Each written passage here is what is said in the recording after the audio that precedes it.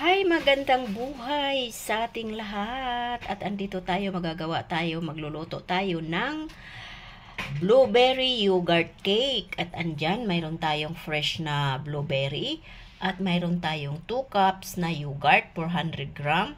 May 4 tayo na itlog, 4 na kutsara na cornstarch, sugar, 3 tablespoon.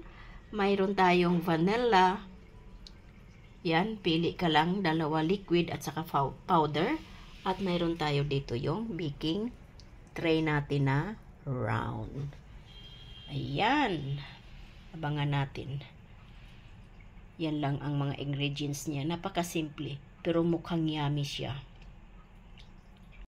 Natin ang pagmimix sa mga ingredients at ito yung yogurt natin. Isunod natin yung itlog natin na 4 na piraso. Para sigurado, biakin natin para sigurado tayong okay ang itlog, walang sira. Ayan. Sa awa naman ng Diyos ay lahat ay okay. Ayan. Ngayon, ilalagay natin siya diretso. At mix natin.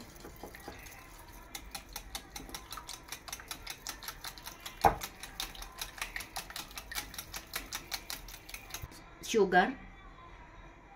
Dayon. Vanilla. Vanilla, bebe. Now, ilalagay natin yung sugar. Okay? At lalagyan siya natin ng vanilla.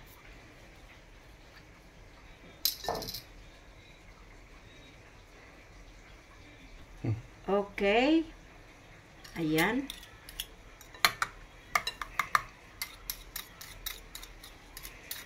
At tuloy sa pagmix.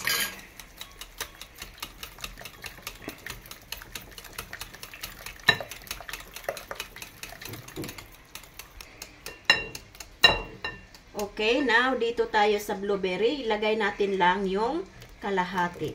Kasi yung kalahati naman ilalagay natin parang topping.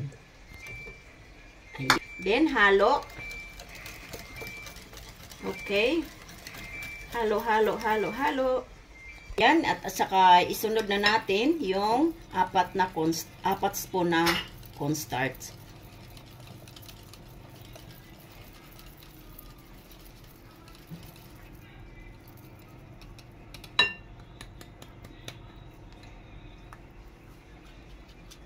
Ayan.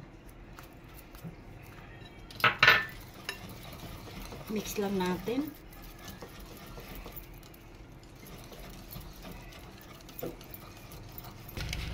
Ayan, ilalagay na natin siya datin sa baking tray natin.